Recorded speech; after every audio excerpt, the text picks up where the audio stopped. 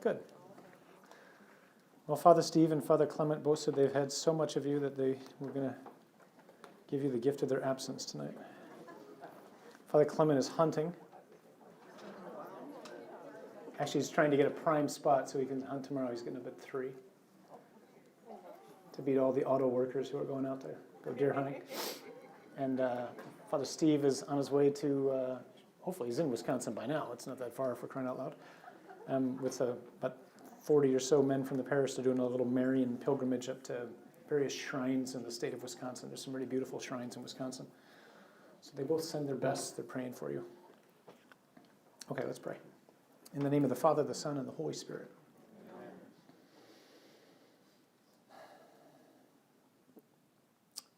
Father, we come into your presence again tonight. We thank you for the great gift of the day, for the blessing that is life.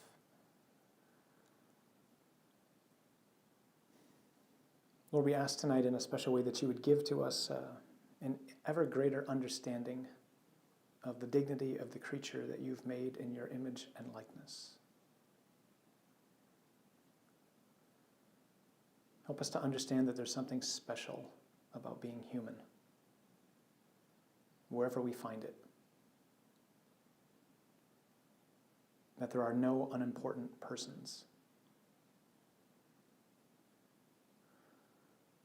Help us to understand deeply that we are, in fact, our brother and sister's keepers. That our faith is not private. That you ask of us to shine like lights in the world in which we live. That you give us minds so as to think, so as to find truth. Give us courage to defend the sanctity of life in all its stages. And forgive us, Father, for the many ways in which we have failed to enshrine, protect, or defend the dignity of all human beings. All this we ask in Jesus' name. Amen. In the name of the Father, the Son, and the Holy Spirit. Amen. All right, we're going to kind of shift gears a little bit tonight. I have all these easels up here, but they probably mean nothing, sorry, because I don't think everybody can see them at every location. So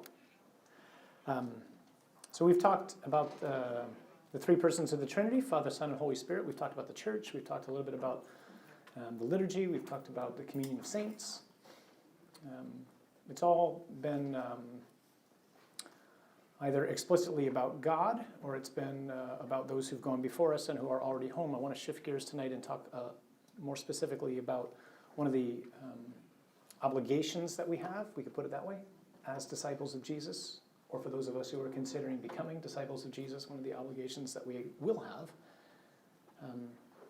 of defending human dignity. So tonight's talk is really on the dignity of the human person. I'll warn you in advance, this is going to get tough at times.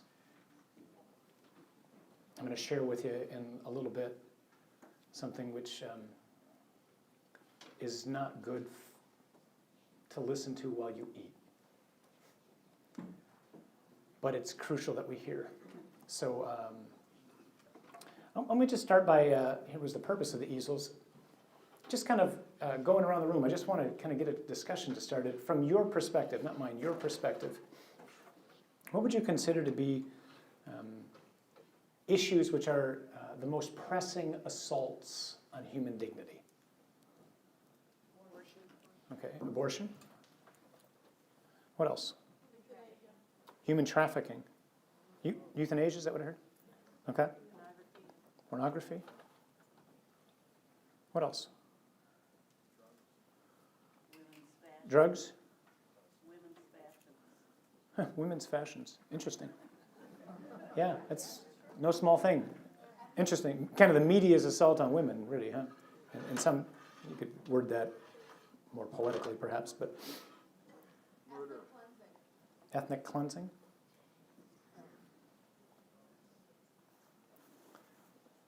What else? Materialism.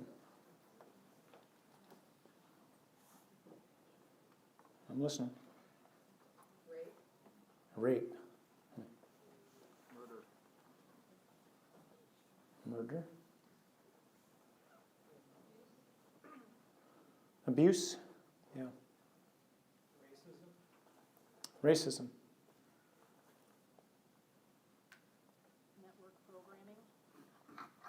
Network programming. TV. Yeah. Mainstream television. Actually, not mainstream. I mean, maybe just TV. Excuse me? Gossip. One of my favorite stories is St. Philip Neri was this really grand man in the 16th century in Rome. And he was known to be a remarkable confessor. He was a guy with a great sense of humor, too. Saints often have this tendency to do things to keep people from fawning over them.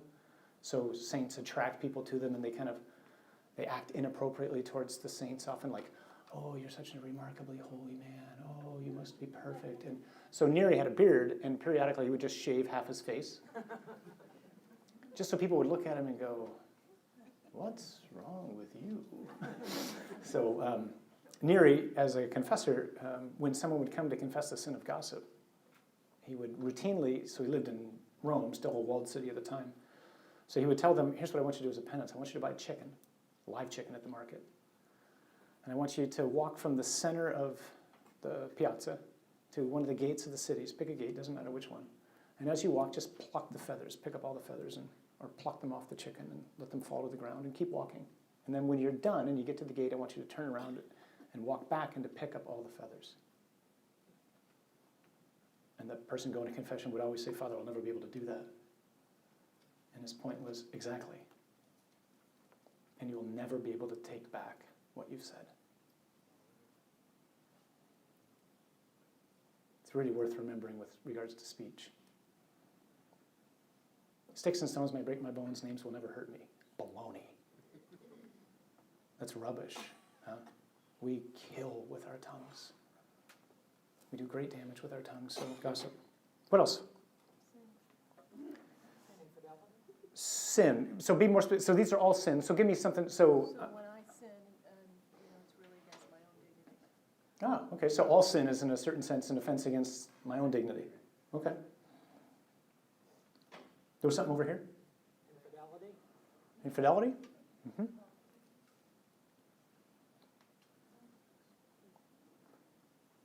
We could go on and on, right? I mean, unfortunately, all you do is pick up the paper and you're inundated with offenses against human dignity. The point of kind of starting with this is list these, pick any one of them. Pick something pick 3 or 4 that are tend to be hot buttons, or maybe that don't seem to belong to the same camp, if you will. So take racism and abortion, or poverty, racism, and abortion. And then ask yourself real quickly, so how does the world address these? What's the manner by which the world, so the population in general, tries to respond to the attack? And just ask yourself immediately, is it a consistent attack, or rather a consistent response to these issues? Or does it seem a bit more ambiguous and arbitrary? I mean, so what's the big deal about poverty, for crying out loud? Why should I be so concerned about people who are poor? Suffering. Okay. So by the same logic, shouldn't that make me concerned about the child who's getting destroyed in its mother's womb? They use abortion to get rid of poor people. But so just stick with the point for a second, real quick. So the same people who will say, I'm grossly offended by poverty because it's an offense against the poor because they're suffering, oftentimes seem to have no issue or no hang-up with the destruction of a child in its mother's womb. Or you get some people who are so hung up on this that they neglect the poor. So I think, I don't want to make gross generalizations, it's always dangerous. My point is just to highlight the fact that I don't think we usually see a cohesive, coherent, consistent response to these and all the other issues that we could spend the rest of the night listing, that are all offenses against human dignity. Agree or no? We all become complacent. Become complacent? We certainly do become complacent, although my point isn't so much to address that. Hopefully we will at the end, I'll address that.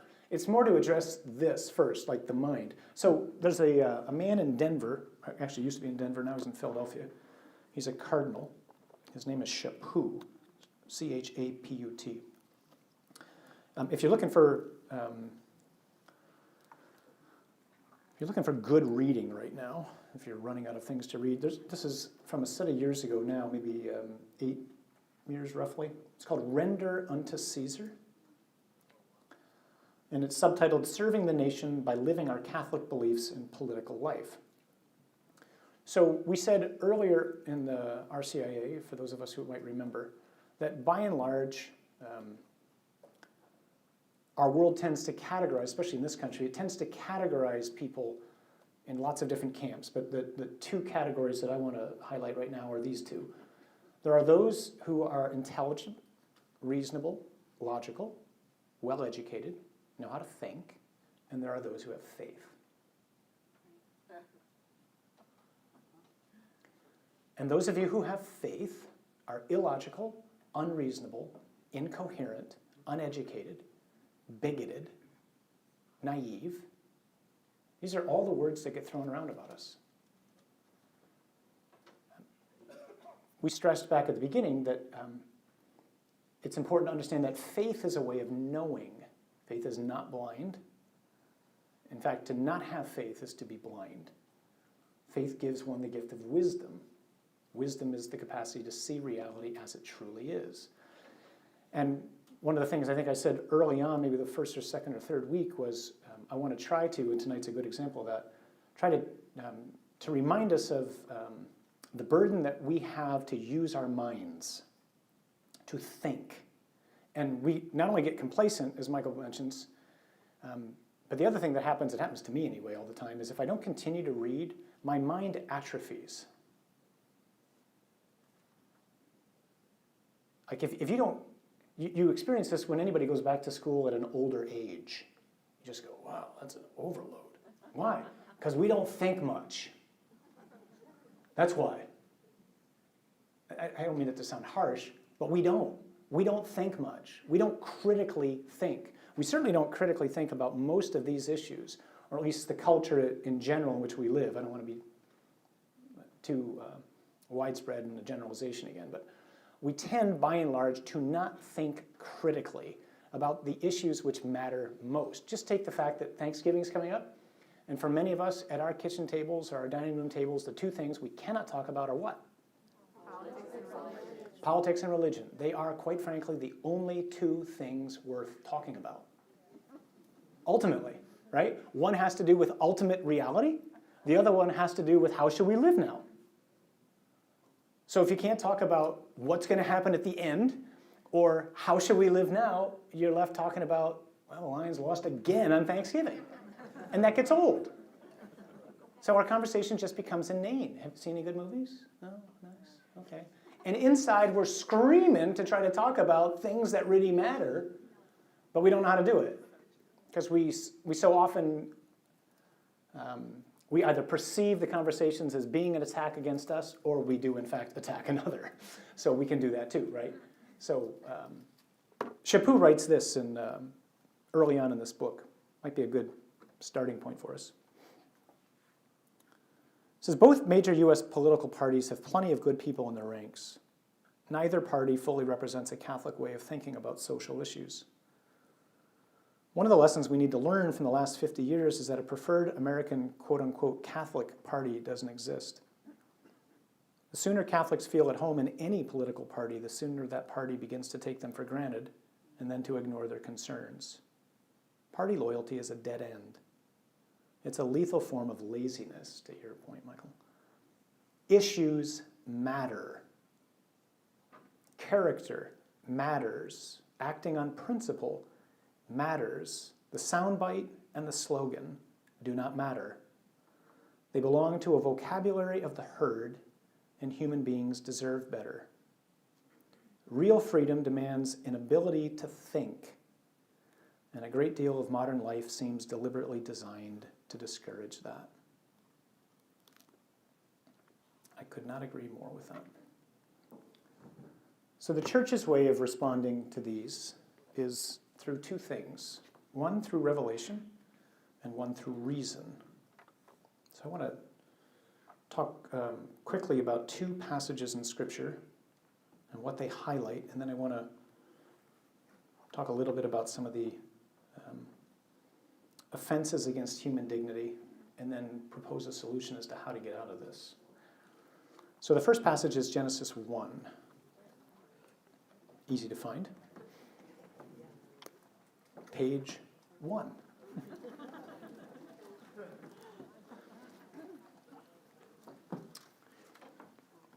So Genesis 1 is the first of two stories of creation, which, just parenthetically, just want to make a comment that should be enough to tell you that you don't take the stories of creation literally,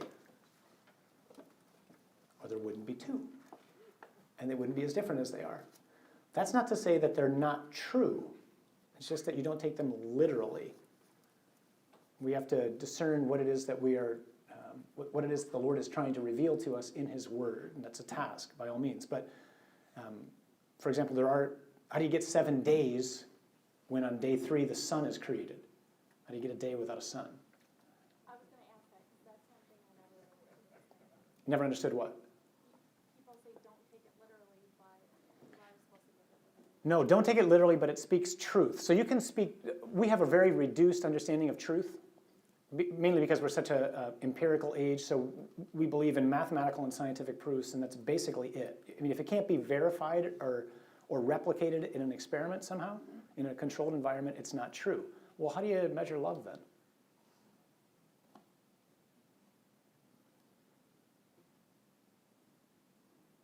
Is there such a thing as true love? Absolutely. Yeah, you better say yes. Some of us maybe never have experienced it, but there is, right? There is such a thing as real love. How do you measure love? How do you know if love's true? Yeah, it's faithful, right? It doesn't run away, right? We come up with lots of, but that's not a scientific or a mathematical equation. It's something that can only be verified by experience, right? So in a similar kind of way, the point there is just to say that there are truths which are true, which though they're not mathematical or scientific, they're still true. Poetry is true, or it speaks truth, but it's not literally true. But we all use it. I mean, that's why we go buy Christmas cards and birthday cards for people. There's only 3 words, I love you. How many cards can you make out of that? Walk up and down the aisles of Hallmark, right? You want a funny card? You want a religious card? You want a stupid card? You want whatever kind of card you want. I mean, they're all saying the same thing, I love you. But they're saying it in lots of different ways using poetry, speaking truths which aren't literally true. So, and one of the challenges in reading Scripture is I have to understand what are those truths which God is trying to reveal to me. As we look at Genesis 1, I want to point out a few of them. So Genesis 1, starting in verse 26. Then God said, so he's made all the creatures of the earth, the birds, the sea. And now he says, let us make man in our image, after our likeness. Let them have dominion over the fish of the sea, and over the birds of the air, and over the cattle, and over all the earth, and over every creeping thing that creeps upon the earth. So God created man in his own image. In the image of God he created him. Male and female he created them. And God blessed them, and God said to them, be fruitful and multiply, and fill the earth and subdue it, and have dominion over the fish of the sea, and over the birds of the air, and over every living thing that moves upon the earth. And God said, behold, I have given you every plant yielding seed, which is upon the face of all the earth, and every tree with seed in its fruit. You shall have them for food. And to every beast of the earth, and to every bird of the air, and to everything that creeps on the earth, everything that has the breath of life, I have given every green plant for food. And so it was. And God saw everything that he had made, and behold, it was very good. So that passage in conjunction with Genesis 2, which is a different story of creation, from those two passages, we learn some key truths. So these are some of the truths that we want to understand that God is revealing to us. Now, keep in mind, the background of this is, how many of us have had like comparative religion classes? How many of us have ever studied ancient creation myths? Oftentimes you learn that in college and different things, yeah.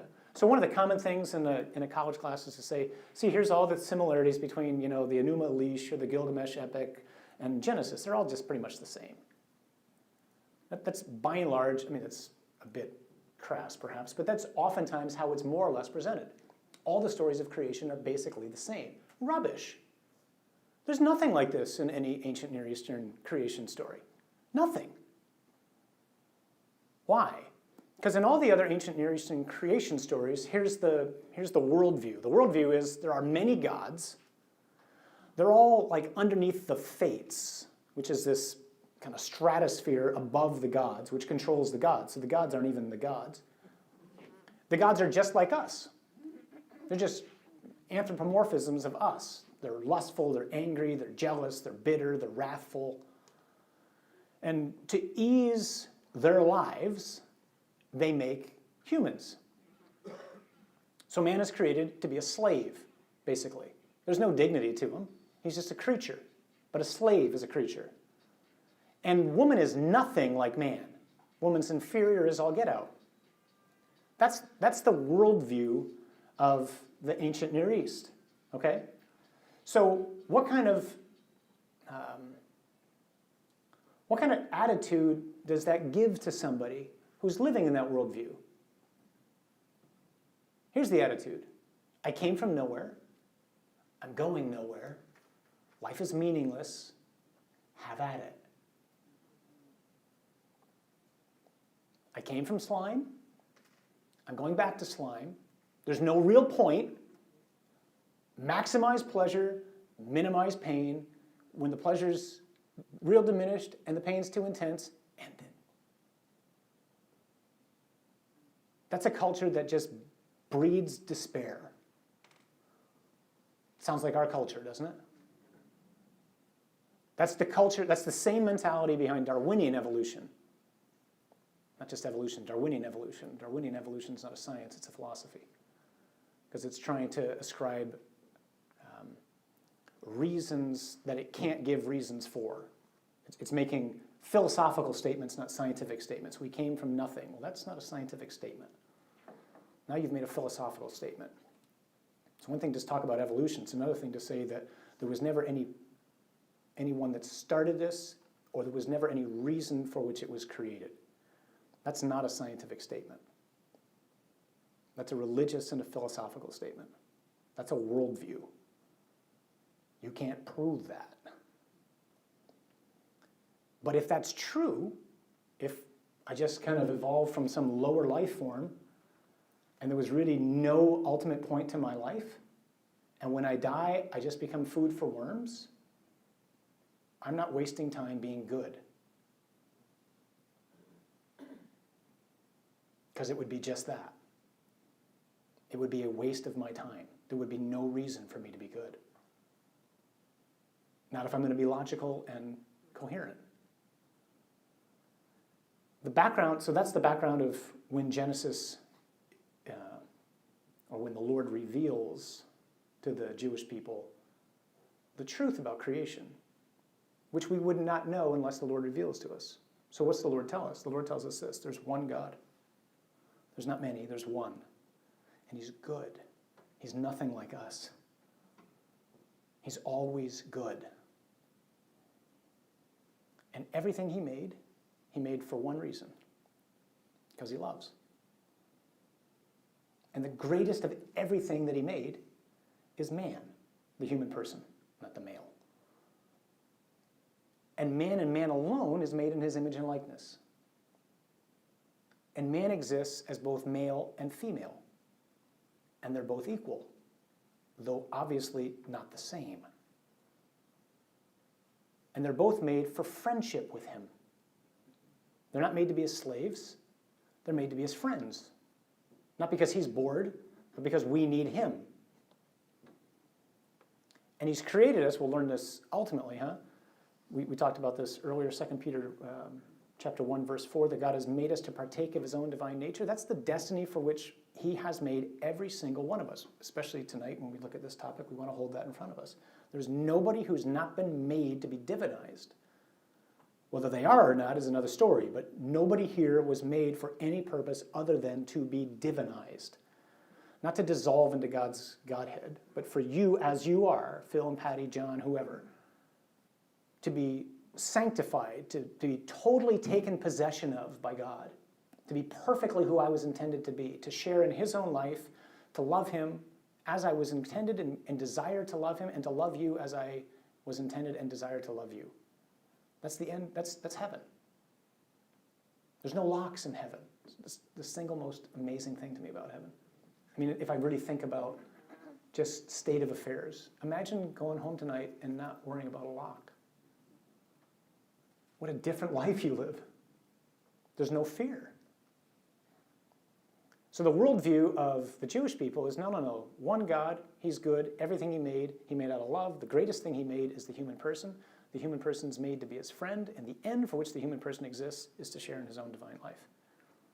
Okay, does that make sense? All right, flip to John, Gospel of John, chapter 1.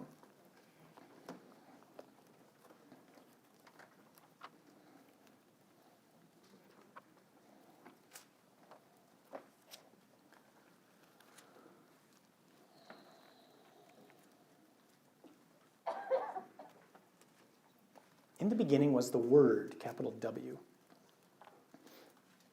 So the Word here is the second person of the Trinity. And the Word was with God, and the Word was God. He was in the beginning with God, which is to say there was never a time when he was not. All things were made through him. And that way we could say that creation is what we call dialogical. Dialogue just literally means through the Word. So all of creation bespeaks God. That's what the scriptures tell us, the heavens declare the glory of God. You go to the ocean and you see the majesty of the ocean and it just fills you with awe. You see birds flying or different animals that you see or your pet or whatever it might be, and everything bespeaks God. All things were made through him, and without him was not anything made that was made. In him was life, and the life was the light of men. The light shines in the darkness, and the darkness has not overcome it. Flip down to verse 14. And the Word became flesh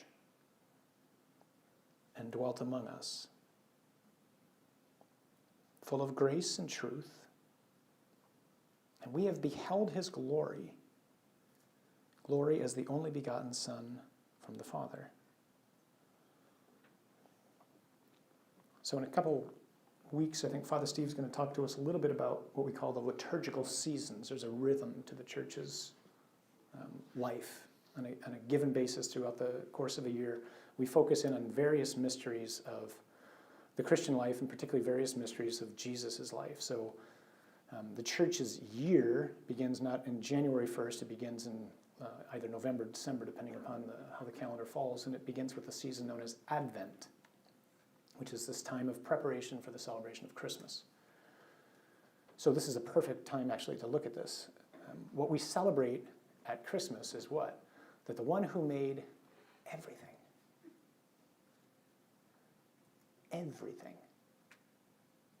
for you became just like you in all things except for sin.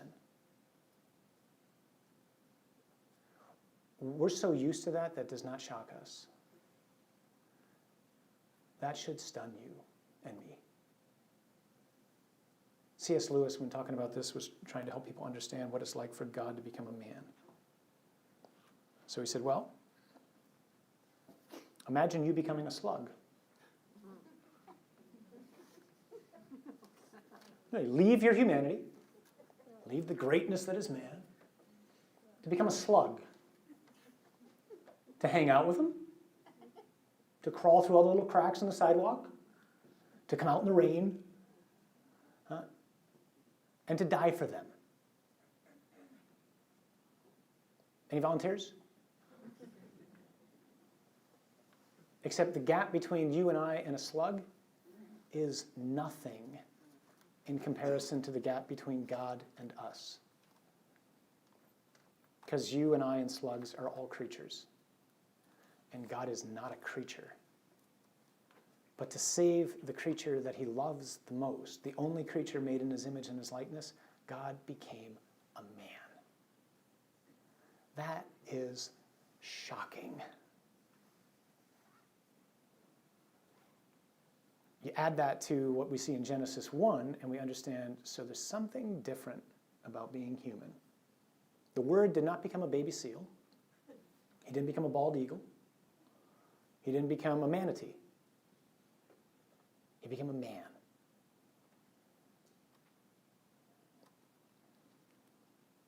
So Scripture responds or helps us understand that that the human person is far, far, far, far, far, far, far, far, far more important than any of us could ever dare to imagine. Which means you are far, far, far, far, far, far, far, far, far more important than you could ever dare to imagine. And the person sitting next to you, or the person across the street who you can't stand, or the family member that you got a conflict with, or the person that you happen to be prejudiced against, or whatever the issue might be for any of us, that person too is far, far, far more important than we would ever have imagined. And yet, the human person is attacked like crazy. So, if you're looking for not light reading,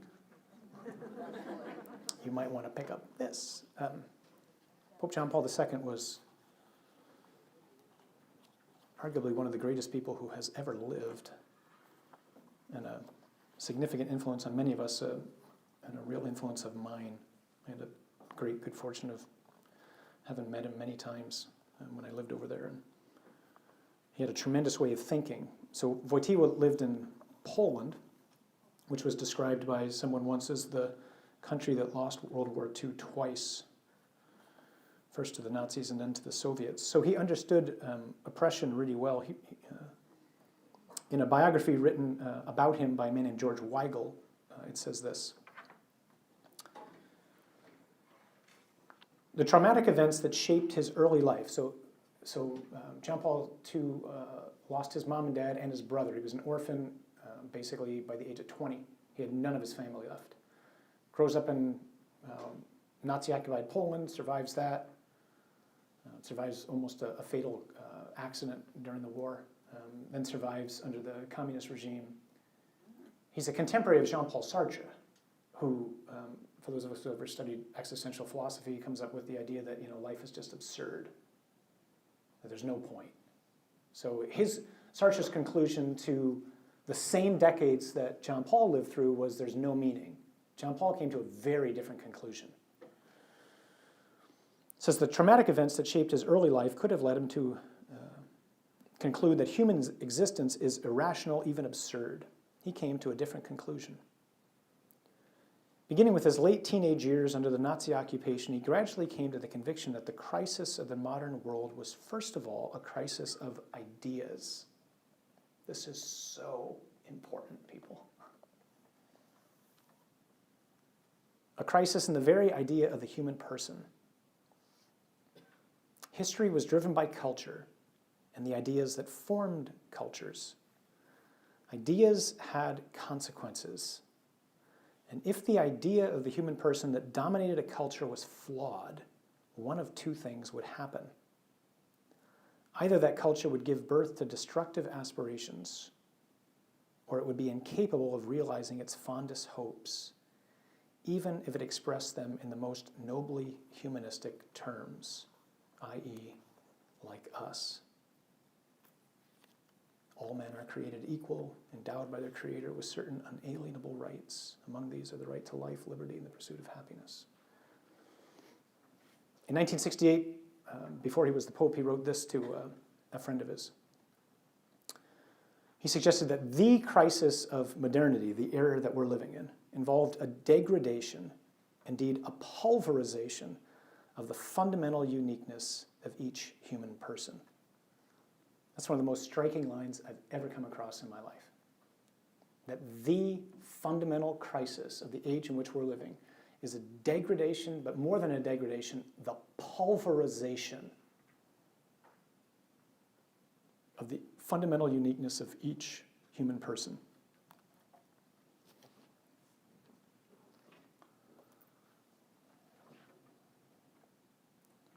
In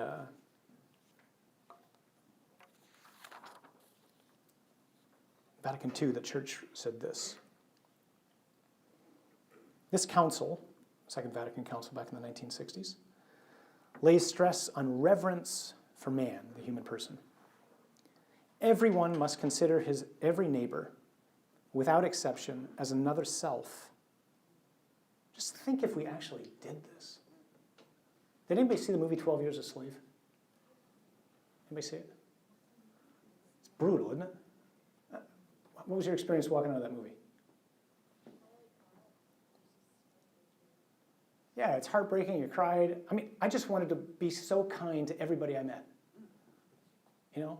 Because you're seeing so much unkindness, to put it lightly, displayed in this film as you watch about the slavery of our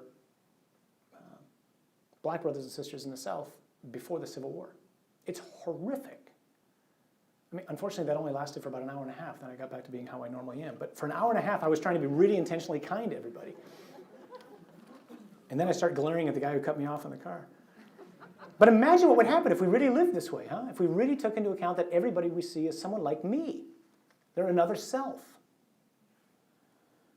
Taking into account, first of all, his life and the means necessary to living it with dignity, so as not to imitate the rich man who had no concern for the poor man, Lazarus. In our times, a special obligation binds us to make ourselves the neighbor of every person without exception, and of actively helping him when he comes across our path, whether he be an old person abandoned by all, a foreign laborer unjustly looked down upon, a refugee, a child born of an unlawful union and wrongly suffering for a sin he did not commit, or a hungry person who disturbs our conscience by recalling the voice of the Lord, as long as you did it for one of these, the least of my brethren, you did it for me. Furthermore, whatever is opposed to life itself, such as any type of murder, genocide, abortion, euthanasia, or willful self-destruction, whatever violates the integrity of the human person, such as mutilation, torments inflicted on body or mind, attempts to coerce the will itself, whatever insults human dignity, such as subhuman living conditions, arbitrary imprisonment, deportation, slavery, prostitution, the selling of women and children, as well as disgraceful working conditions where men are treated as mere tools for profit rather than as free and responsible persons. All these things and others of their like are infamies indeed. They poison human society, but they do more harm to those who practice them than those who suffer from the injury. We'll get back to that when we talk about why be good some weeks later. Moreover, they are a supreme dishonor to the Creator. Let me just talk before we get into the break, and then we'll talk about how we get out of this, about three things in particular. Three of the many things we could talk about. Someone mentioned human trafficking. So the Department of Health and Human Services considers human trafficking as the second largest criminal activity in the world, after drug dealing and arms dealing. You know how many people are enslaved today? 27 million. 30 million. 30 million people today are enslaved.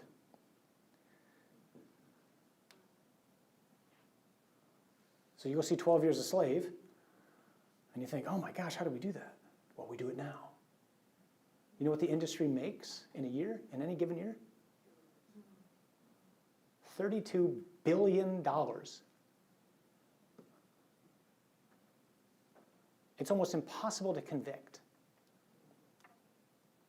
Last year there was on average 1 conviction for every 800 people who was enslaved.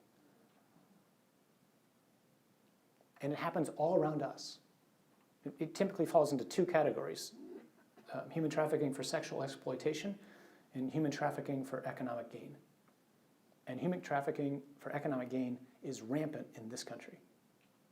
Happens oftentimes in hotels and whatnot, where you see different people who've gotten coerced into coming to this country, who are working, but they're working at less than minimal wages. They actually make nothing, and all their money goes back to the people who brought them into this country. They're stuck. They have no papers. They're genuinely stuck. So it's not something that's just happening in Eastern Europe, where the sex trade's going on, or Thailand, although it's happening there. 52% of those involved in trafficking, or the traffickers, are men, which means what? Yeah, it's 42% are women, and there's about 6% where men and women work together. 42% of those involved in human trafficking are women, and most of the women in most of the countries, at least involved with sexual exploitation, or most of the traffickers in many of the countries where they do sexual exploitation, are women, not men. This is big time. 30 million people. There's some great, my sister has a friend who does like clandestine missionary work in Thailand, rescuing people who've been enslaved. We sponsor them at Christmas. We want to do something great at Christmas. Forget buying a sweater for somebody who doesn't need one. Don't buy me anything. Sponsor somebody to get out of slavery. Gives to somebody who's doing something to address this. That would be a great gift to give at Christmas. That's the first thing. The second thing is abortion. This is going to be hard, I apologize.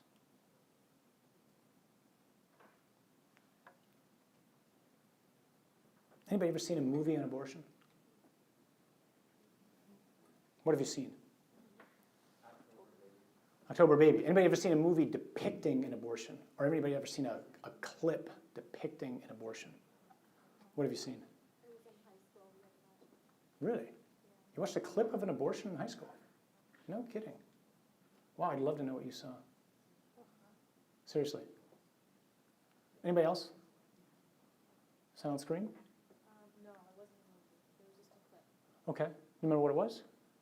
I don't remember. It was about 5 years ago. Okay. All right. Some people have seen things like The Silent Scream or The Hard Truth. Those are 2 kind of short videos that were put together. Interesting. So I can't encourage people enough to read Roe v. Wade and Casey versus Planned Parenthood, which is really the brutal one. Roe v. Wade 72, Casey Planned Parenthood is 92.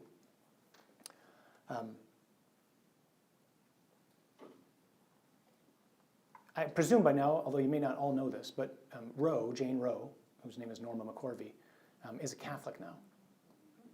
Did y'all know that? She's Catholic. She came into the church. She's acknowledged she never had an abortion. It was all a lie.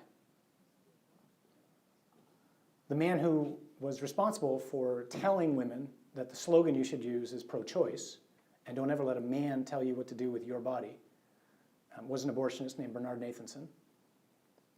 He converted to Catholicism. He died not too long ago, brought into the church by Cardinal O'Connor, I think, in New York. The point of telling you that is to say that 2 of the most influential people in the abortion industry readily acknowledge that the foundation of the industry were lies, and they've both become Catholic. Meanwhile, we kill 3,300 children a day. A day. We just had all the crosses on the corner of the church property. Barely got a look from people. Oh, what's that? Oh, yeah, abortion. We just don't want to talk about this. It's so commonplace. It's one of the most common elective medical procedures in our country. It's like in the top 3. I used to live in Washington, D.C., and I would love to go down to the Vietnam Memorial, where I'd watch all these grown men just kind of break down and cry. Any Nam vets in here? Yeah? And we just watch all these, you've been on the wall, right? 58,000, what?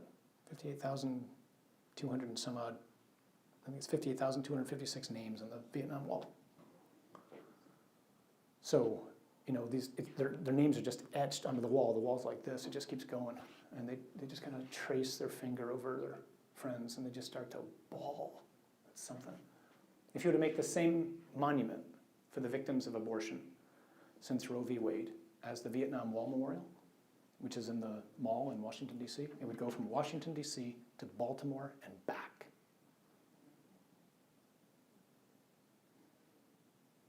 $1.2 million a year.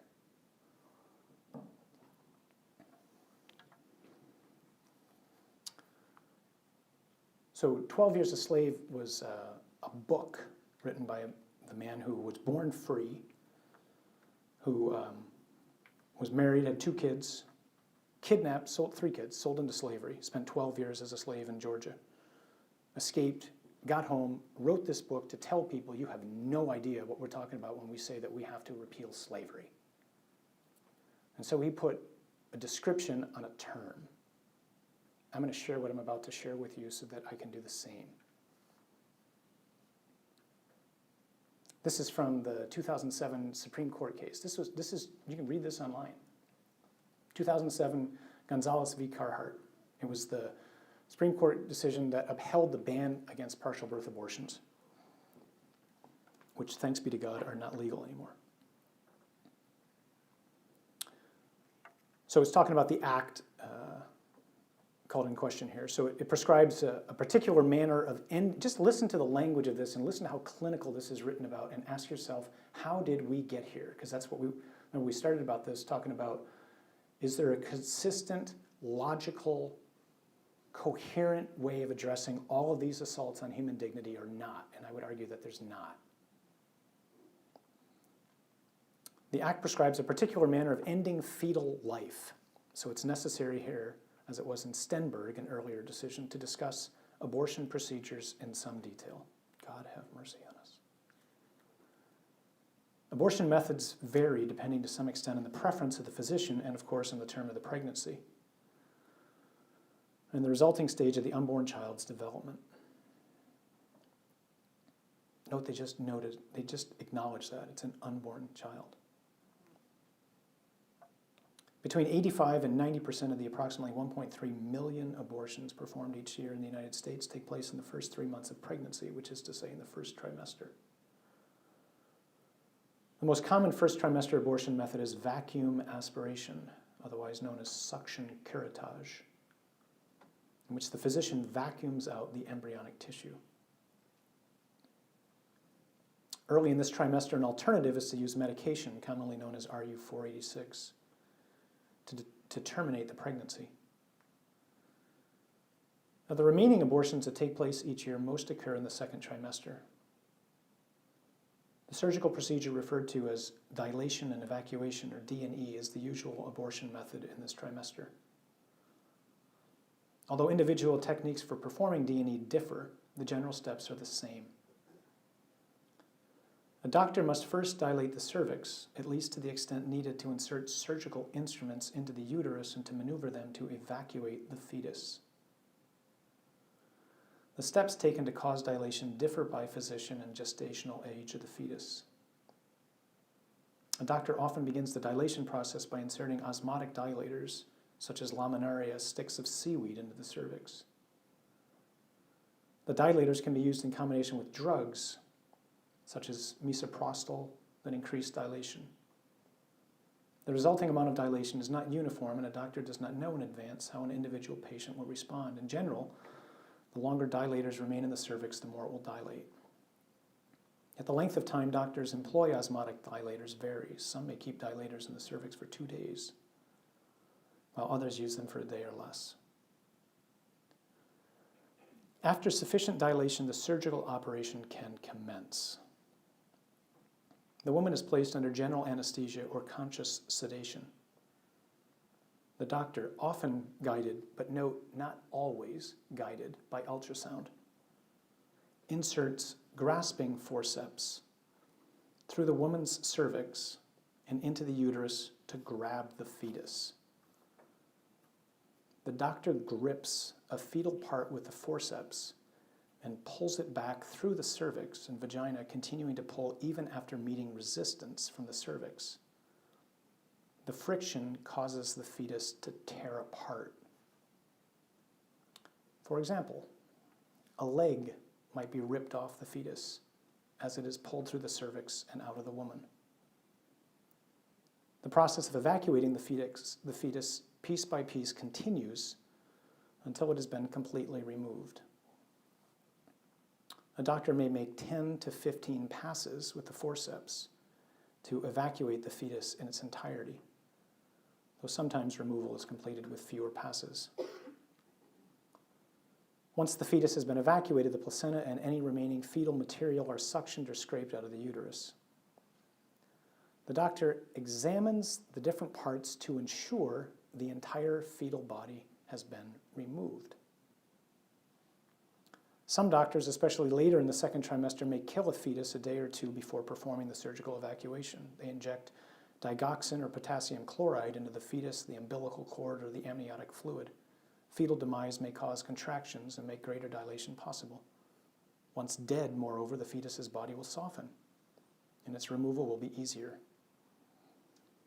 Other doctors refrain from injecting chemical agents, believing it adds risk with little or no medical benefit. I know a man in Chicago who was an abortionist. He's now a real devout evangelical. He used to describe how often he would do what they just described there. He never used ultrasound. He was always going in blind. So the woman was sedated. She's on a table, her feet are in stirrups. Next to her is a metal surgical table with a piece of cloth on it. And he would go in with forceps, which basically look like barbecue tongs, and grab something.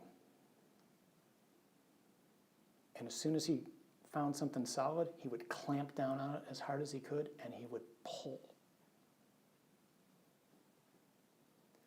But you're doing it blind. He was never sure if he was pulling the child or if he was pulling the woman.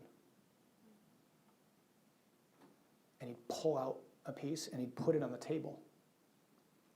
And he would do that until all the pieces of the human being were on the table. He would have to put the child back together on the table.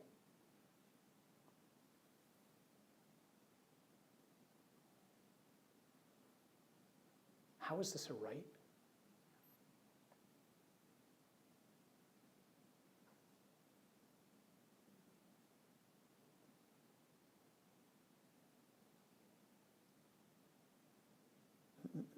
The chances are that there's not just one, but that there's more like 8 to 10 of us in this room who in one way or another have been involved in an abortion. That's what statistics would tell us, at least 8 to 10 of us. Be really careful that you don't hear what I'm saying as either a condemnation or attack. That's not what this is. That's what the evil one's trying to do to you. God is gracious beyond measure. Blessed be He. For any of us who have not yet experienced the joy of repentance, we're going to. And the Lord's grace and forgiveness, which He loves to give. 3 of the greatest people in the Bible all committed murder. Moses, David, and Paul. Take heart, okay? That's not what this is about. It's not about us who've been involved in this. It's about it, what we're talking about, the process, the active, objective nature of abortion. How in the hell is this a right?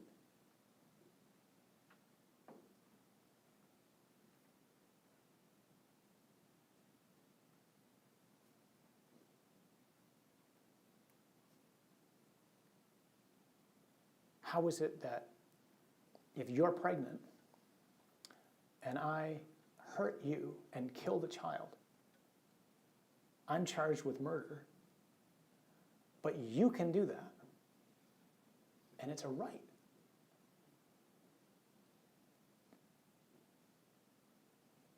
Some of us might remember Pope Francis and the comment which got so much press about how he's trying to tell us to stop speaking about things like this. Just so you know that he didn't say that. He said this just a couple years ago. These are his words, or words that he was the primary author of. Today we stand before new challenges that call us to be the voice of the voiceless, the child growing in its mother's womb, and people who are in their declining years are a claim for dignified life that cries out to heaven and that cannot but make us shudder. The liberalization and routinization of abortion practices are abominable crimes, just as are euthanasia, genetic and embryonic manipulation, unethical medical testing, capital punishment, and so many other ways of assaulting the dignity and life of the human being. If we want to maintain a solid and inviolable basis for human rights, we absolutely must recognize that human life must always be defended from the very moment of conception. Otherwise, the circumstances and conveniences of the powerful will always find excuses for abusing persons. So what I'm going to do, I'm going to keep going. If you got to get something to eat or drink, go for it. But I want to do this, and then we'll take a break, and we'll come back and just do questions. I want to just work through a couple of other things. Back to Chaput. He's quoting a document that the U.S. bishops wrote back in 1998. It says this: adopting a consistent ethic of life, which is the premise for starting tonight, that we don't have in our country a consistent ethic of life with dealing with all these numerous offenses against human dignity that we listed and so many more that we could. Adopting a consistent ethic of life, the Catholic Church promotes a broad spectrum of issues. Opposition to abortion and euthanasia does not excuse indifference to those who suffer from poverty, violence, and injustice. Any politics of human life must work to resist the violence of war and the scandal of capital punishment. Any politics of human dignity must seriously address issues of racism, poverty, hunger, employment, education, housing, and healthcare. Therefore, Catholics should eagerly involve themselves as advocates for the weak and marginalized in all those areas. Catholic public officials are obliged to address each of these issues as they seek to build consistent policies which promote respect for the human person at all stages. But being right in such matters can never excuse a wrong choice regarding direct attacks on innocent human life. Indeed, the failure to protect and defend life in its most vulnerable stages renders suspect any claims to the rightness of positions in other matters affecting the poorest and least powerful of the human community. That was the point with, so why are we concerned about the poor? Well, because they're human beings. We shouldn't want them to suffer. Bingo, right on. So why aren't we concerned about the unborn? Why aren't we concerned about the aged? Why aren't we concerned about the mentally handicapped? Whatever the case might be. How can it be one over another? It can't be one over another. It has to be, no, we're concerned about the rights of the human being, which at every stage, no matter where we find it, is a human being. We're going to get to the distinction between a human being and a person in a minute. But if you tell me that you think the poor should be treated with respect, but the unborn shouldn't, then you must, absolutely must, arbitrarily hold to that position. There can't be anything consistent which enables you to hold that. You've just arbitrarily ascribed more value to one human than another. It's not consistent. That's the problem. We have a schizophrenic legal system. Truly, a truly schizophrenic legal system. It's demonstrated by the fact that I can kill your child in your womb and I go to jail, but you can do it and you don't. Because when I did it, it was a human person. When you did it, it wasn't. Huh?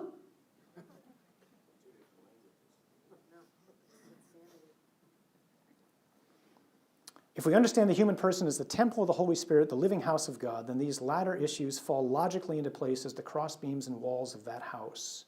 All direct attacks on innocent human life, such as abortion and euthanasia, strike at the house's foundation. These directly and immediately violate the human person's most fundamental right to life, the right to life, without which there are no other rights. Neglect of these issues is the equivalent of building our house on sand, and such attacks cannot help but lull the social conscience in ways ultimately destructive of other human rights. Is it any wonder that more rapes and violent crimes, sexual crimes, take place next to places where there's either strip bars or huge dispensations of pornography? Of course not. One leads to another. It cheapens the dignity of human beings. We've grown up in a culture, some of us were born in it, some of us don't know a culture any different than a culture which says you have a legal right to kill. And we want to say that that doesn't affect us? It's not possible. Human life is cheap. It's disposable. It means nothing, at least when it's inconvenient for me. Whether it's the person who stole my shoes or the child in my womb. It's an inconvenience and a nuisance, and it's in my way.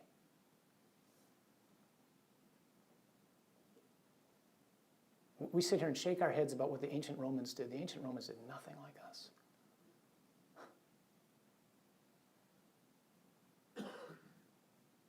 $50 million plus people. This is just abortion, and this is just in our country.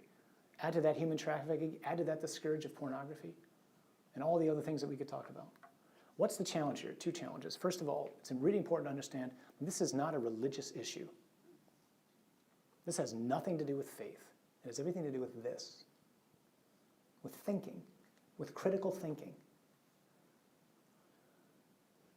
In early 1970s, before things like ultrasound and whatnot, we weren't sure about a set of things. We weren't sure when human life began. That's not true anymore. Rowe acknowledges if we would be clear, if it could be clear when human life begins, then it would be a different matter. But we don't know when human life begins. That's not true anymore. We know when human life begins. That's not a question of faith. That's a question of reason. It's a question of science. It's a question of embryology. It's embryology 101.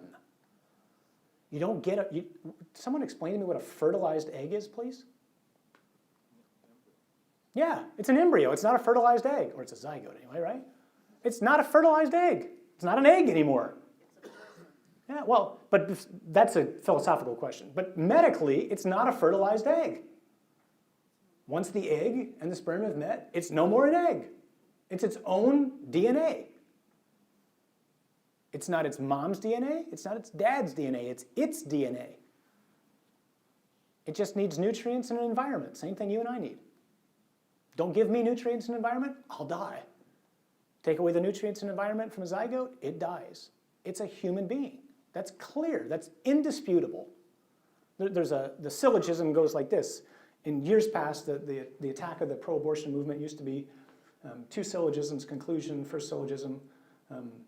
It's wrong to kill innocent human life. The unborn child is innocent human life. Conclusion, therefore, it's wrong to kill the unborn child. Well, the second premise is no longer debatable. They used to challenge the second premise. Well, it's just fetal tissue. No, it's not. It's its own DNA. It's a human being at that stage of development. That's what you look like. That's not what you looked like before you were you. That's what you look like. Just like you will look like whatever when you're 106, or when you're in heaven, or we're in hell. But it's the same me. It's just a continuum. So they will readily acknowledge you can't challenge that premise anymore. That it's wrong to, or that the unborn child is innocent human life. You know what premise they challenge now? The first one. That's what they challenge. They challenge it's wrong to kill innocent human life. That's challenged.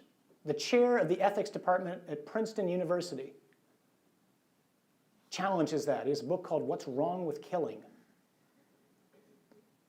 This isn't some fringe wacko. This is the chair at Princeton. Home of the best and the brightest. 60 grand a year. And that's what your child's getting. What's wrong with killing? He would accuse me of speciesism. I'm showing undue preference for human beings. He would challenge that all human beings are persons, and he would say that there are some persons who are not human, which we would agree. We would say God and angels. He would say, no, maybe you're collie, maybe you're cockatoo, maybe the baby panda. Love baby pandas. He's not a person. So it's not an issue of religion. This has nothing to do with faith. My faith, I can talk about abortion. The point of this is you should be able to talk about abortion without ever quoting Genesis or the Catechism. We haven't opened the Catechism once. That's not the point. The point is we need to think about this, and here's the matter that you got to think on.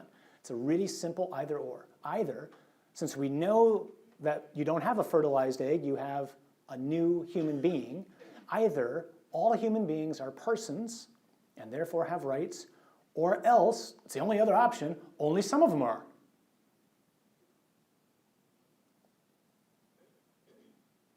Right? Anybody got another option? I'd love to be wrong if there's another option. You agree with me on that? Either they're all human persons, or only some human beings are persons. If it's this, only some human beings are persons, what are the criteria? And more importantly than what are the criteria, who claimed the audacity to come up with them?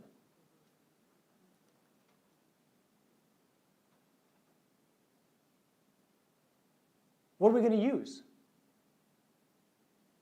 Skin color? We've done it. Ethnicity? We've done it. Sex? We've done it. Taste in music? Age? Looks? Survived birth? What are the criteria? Don't you see that anybody who's standing here who says, no, only some human beings are persons, must be arbitrarily imposing some view which is not in accord with reality? And we let those people make our laws? Imagine that I preached this weekend and I said, I just found out Father Joe, who's been helping us out here on weekends. I'm really disturbed to tell you this. He likes sexually abusing children. I just found this out. Now, personally, I'm disgusted by that. I'm revolted by that. I would never do that. But I don't know how I can tell them that he can't do that. I can't impose my morality upon him. You all understand, right? Anybody understand? Anybody stay for the rest of Mass? Doesn't the church just file out the door? Like, what are you talking about, Father? Are you a moron? What do you mean you can't impose your morality on them? Of course we can impose morality on people. We do it all the time. It's what law does. Law imposes morality. Who says I can't steal? Who says I can't rape? Who says I can't sexually abuse? Who says I can't cheat? Who says that? The law says that. How can the law say that? Aren't they imposing something on me? Yes. What are they imposing? Justice.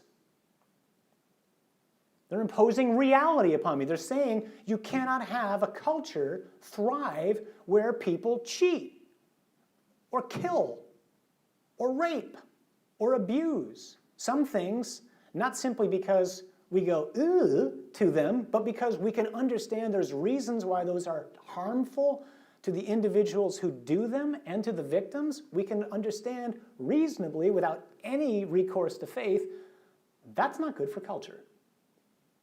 You can't build a society around that. And so we say, you can't do that. And if you do that, these are the consequences. Law imposes morality.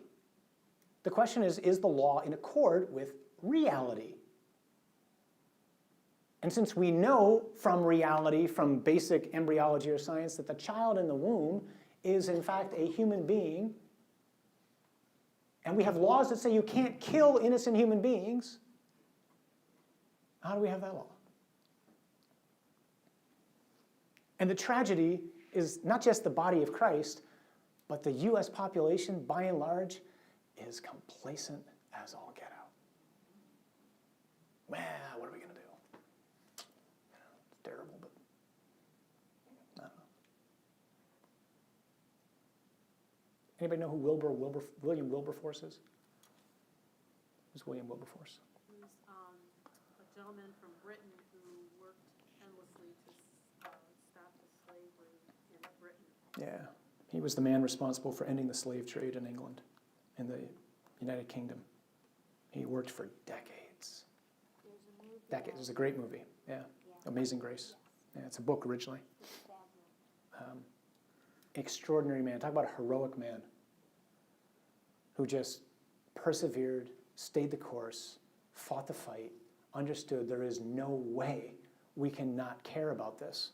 And because of his efforts, long before it ended here in our country, slavery was abolished in the United Kingdom. We need a William Wilberforce for abortion. How does this not matter? Issues matter. Ideas have consequences. We have a flawed idea in our culture. And what's it given birth to? It's given birth to incredible violence and disregard for human dignity. And we have no way out of the mess. The way out of the mess is to realize, no, we have to be consistent with our life ethic. We care about the poor for the same reason we care about the people on death row, for the same reason, or the reason we want to abolish death row, for the same reason we care about the child in the womb, the same reason we care about the person in hospice, the same reason we care about my mom who can't do anything basically anymore. Because they're a human being created in the image and likeness of God, redeemed by the precious blood of Jesus, destined to be divinized. And because when you die and I die, you and I, whether we like it or not, are going to be judged on how we treated our neighbor.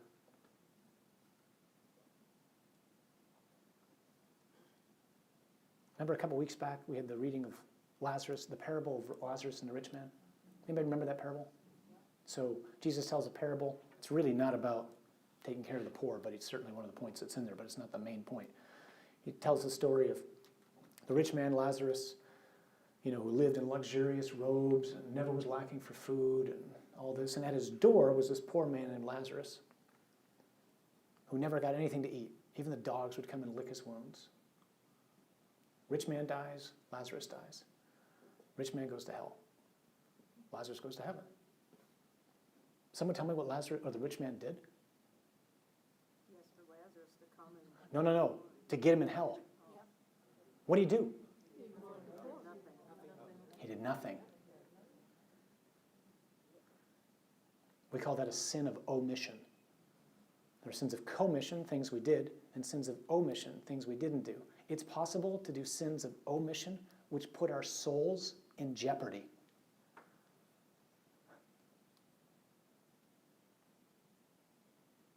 Am I my brother's keeper?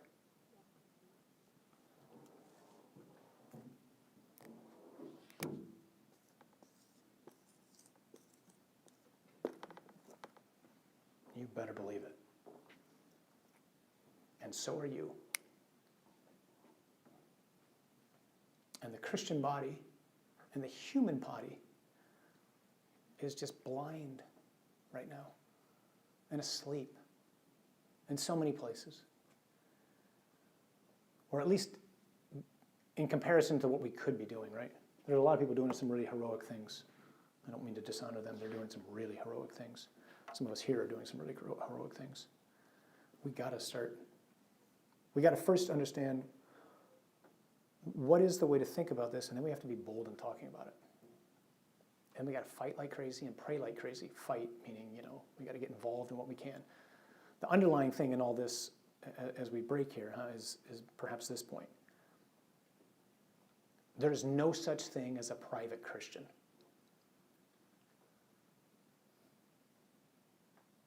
You cannot be a private Christian. Know that right now. Those of you who are still discerning, I'm not sure if I want to be Catholic or not. I want to be Christian or not. Well, hear this loud and clear. If you're going to come in, if you're going to become a member of the body of Christ, it's going to mean that you can't hide.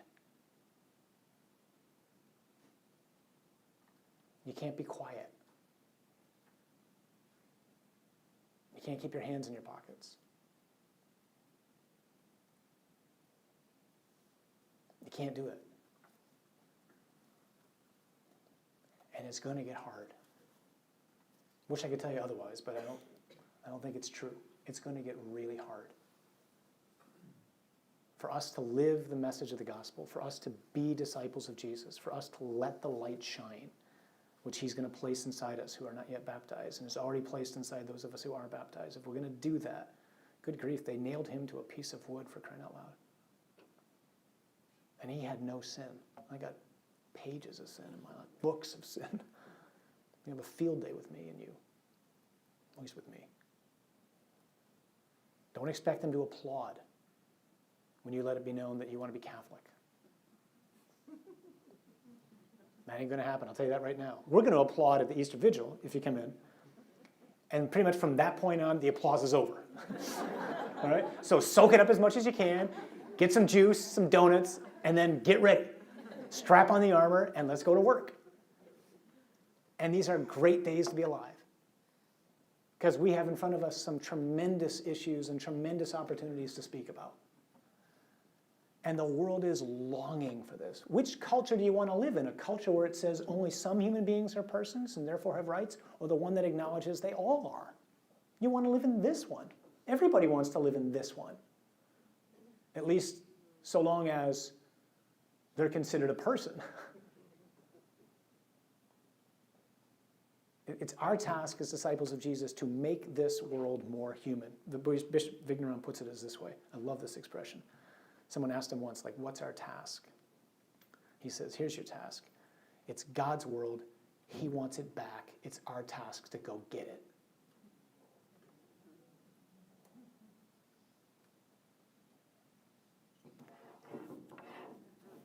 Let's go get it. All right? Any comments or questions or thoughts or objections? Does this make sense to people? 100%. Yeah. We understand it's an issue of reason, not of faith. But yet faith illumines. So reason can tell me it's a human being. Philosophy is going to help me try to understand the question of, well, what's a person, what not, what's the difference here between a culture where all human beings are persons and only some are. Then you use your right judgment again to go, which culture do we want to live in? Who would possibly have the authority to determine what are the criteria? And then hopefully we also understand that what this means for us. It means we're missioned. We're missioned to do something about this. I don't know, I think a lot of people want to live in the other world where only certain people are human beings. Well, they want to live in the other world where only certain human beings are persons, so long as they're them. Right.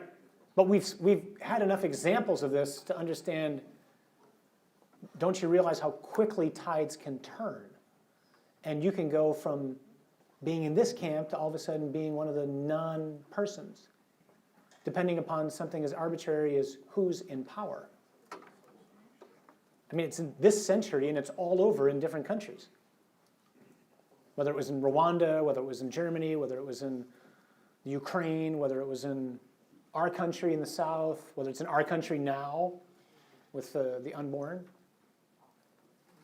whatever the case might be. Yeah.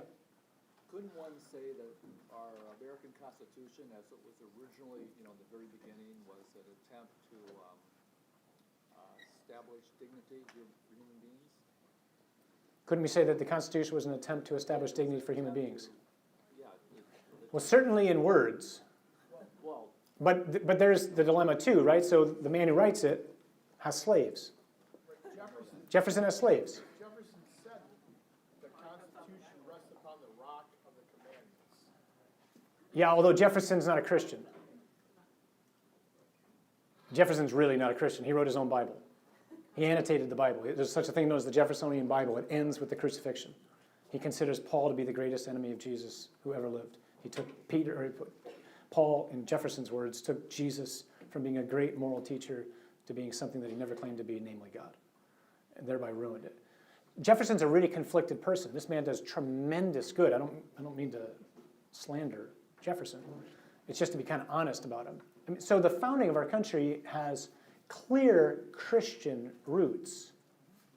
I mean, it's based on Judeo-Christian understanding of law. I mean, all the founding fathers, whether it's that comment or Madison's comments or Monroe's comments, Washington's comments, you take away the moral fiber of the people, and the republic cannot last. It can't work. They all acknowledge that. It just can't work. The American experiment doesn't work without moral people. It can't. There's a priest friend of mine in Minneapolis. He was trying to explain this using a really simple analogy. So he said, imagine living in a community where you have traffic relativism. So Matthew goes on green, Aaron goes on red, Lisa goes on yellow.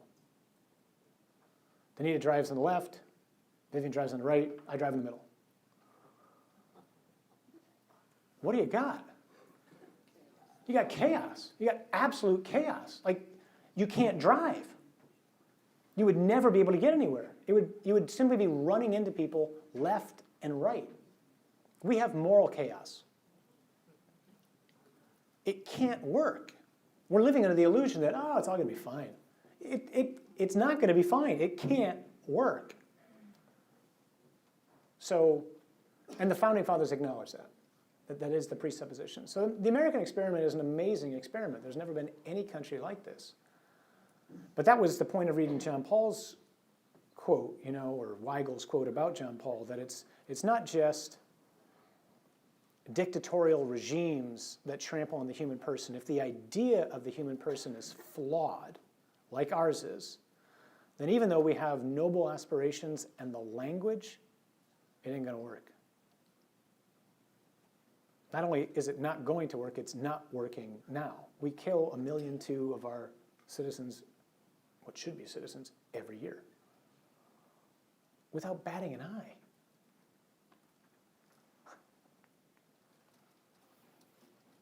And we didn't even touch on something like pornography, which is, there's a really disturbing article in Vanity Fair by a woman named Nancy Jo Sales. I think it was in July or August of this year. Vanity Fair is not exactly a bastion of, Christian conservatism, but it's a really sobering, eye-opening look at what our youth are going through right now. It's called Friends Without Benefits. Friends Without Benefits, yeah. I can't encourage you to read it enough, even though it's crude. It's really crude. I apologize in advance. I don't like to recommend something that's going to be crude. But one of the mistakes that we make so often, those of us who are of a different generation, is we think, you know what, we were all young. We all had kind of like a little rebellious side. It'll be fine. Stop thinking that way. You didn't have one of these. You know how many hours the average teen spends on media in a given day? You know how many? 11. 11 hours in front of this, doing this. I'm sitting next to Mary going, you want to go to a movie? Okay. Which movie do you want to go to? Let's go to that one. We can't talk. Like, they don't have conversations. They don't have friends. That's one of the real crises amongst many of our youth. They don't have friends. They don't know what friendship is. This is, and things like this are devices for great good in the right hands. The way one person put it, Father Steve might have even mentioned this here a couple weeks ago, that we're, those, like my age and older are, and even younger than I am, we're kind of like visitors in the digital age. Other people are, Ryan's a native. Some of you are natives. Like, you've never not known this. And all the things that it can do. And the consequences that technology is having, especially for the relationship between men and women, are horrific. You can't get this genie back in the bottle. You can't just blow up all the iPhones. So we're in for some really significant challenge. So the point of reading things like Sale's article is just to go, it's to shatter people from the illusion of, they're going to be fine. This is not the rebellious 70s. This is something much, much worse and much more coercive and much more toxic. As one woman who, I think she works in the healthcare in UCLA. I think it's her. It's either Miriam Grossman or a woman up in Traverse City in Michigan puts it. College campuses today are thousands of times more toxic than anything you knew. And some of us knew some pretty toxic places. Thousands of times more toxic. It's the norm. And it all stems from the issue that we're talking about. Human dignity is cheap. It's just cheap. The idea of the human person is flawed. And the church's proposition over and over again that it's only in the light of Jesus, it's only in the light of knowing Jesus that the mystery of what it means to be human becomes clear. If I would know how to be a man, I have to know him. If you would know what it means to be human, you have to know him. Apart from him, I'm lost. I'm walking around blind, bumping into things. Someone has to teach me. Father Clement makes this observation all the time. I think he's right on that, especially for some of our youth. Before we teach you how to be a Christian, we have to teach you how to be human.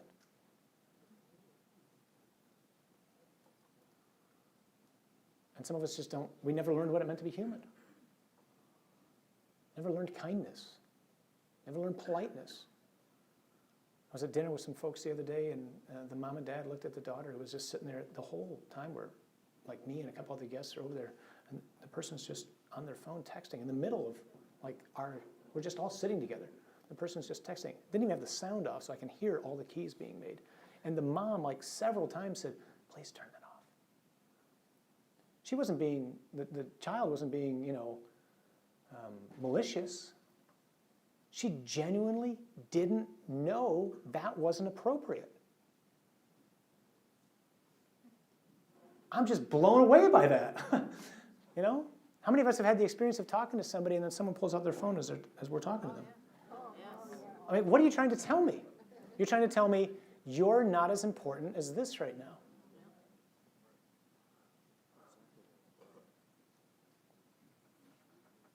I tell you about a bunch of priest friends, what they do with their phones. I tell you this story. They go out to dinner, they all put their phones in the middle of the table. First one who grabs for their phone pays for their meal. Seriously. It's a great thing. I love it. Why? It makes you talk, right? You guys come on retreat, we're going to take your phones. You think we're kidding? We're going to take your phones. Tell everybody you know before you come, don't try to reach me. We'll have your phone. Racking up charges. No, I'm just kidding. Calling that guy over in Europe whose mom and dad keep wanting to cancel his phone bill.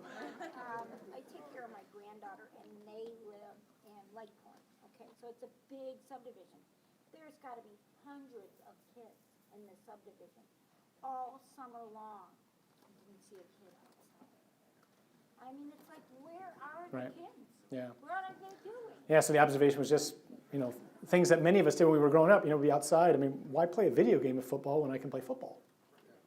Exactly. I mean, they're not outside. Because in the video game, I can master it and I can win every single time. But that's just not life, Yeah. And they're there because there's a school right in the middle of the subdivision. So Right. now we go to mass in the morning, my granddaughter and I, and we see the kids going to school. It's like, where were they all summer? Right. That's why everybody loves power outages, because everybody comes out to play. Can't play with my TV now, so. Let me just share this, and then if Bob's got some closing words for us, we can get out of here. C.S. Lewis, who we've mentioned many times in here. Lewis was an Englishman, an atheist, who comes to Catholicism, comes to Christianity, I should say, not to Catholicism, comes to Christianity in large part through the witness of other Christians, among whom especially is J.R.R. Tolkien, who wrote The Lord of the Rings, who was an extraordinarily devout Catholic. The Lord of the Rings is a story which Tolkien would say you really can't understand unless you understand Catholicism.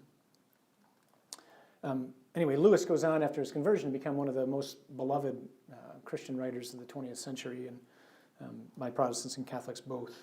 He's really a remarkable man. He wrote an essay called The Weight of Glory, which I've always found to be one of the single best essays I've ever read. At the end of it, he writes this: "It may be possible for each to think too much of his own potential glory hereafter in heaven. It's hardly possible for him to think too often or too deeply about that of his neighbor. The load or weight or burden of my neighbor's glory should be laid on my back, a load so heavy that only humility can carry it, and the backs of the proud will be broken. It is a serious thing to live in a society of possible gods and goddesses. To remember that the dullest and most uninteresting person you can talk to may one day be a creature which, if you saw it now, you would be strongly tempted to worship. If you were to see what your neighbor sitting next to you will look like in heaven now, as they will be, you would be tempted to worship them. Or else a horror and a corruption such as you now meet, if at all, only in a nightmare. All day long, we are in some degree helping each other to one or other of these destinations. It is in the light of these overwhelming possibilities, it is with the awe and the circumspection proper to them that we should conduct all our dealings with one another, all friendships, all loves, all play, all politics. There are no ordinary people. You have never talked to a mere mortal. Nations, cultures, arts, civilizations, these are mortal, and their life is to ours as the life of a gnat. But it is immortals whom we joke with, work with, marry, snub, and exploit. Immortal horrors or everlasting splendors. This does not mean that we are to be perpetually solemn. We must play. But our merriment must be that of that kind, and it is in fact the merriest kind, which exists between people who have from the outset taken each other seriously. No flippancy, no superiority, no presumption. And our charity must be a real and costly love, with deep feeling for the sins in spite of which we love the sinner. No mere tolerance or indulgence which parodies love as flippancy parodies merriment. Next to the Blessed Sacrament itself, your neighbor is the holiest object presented to your senses. Let's keep that in mind as we go about our work this week.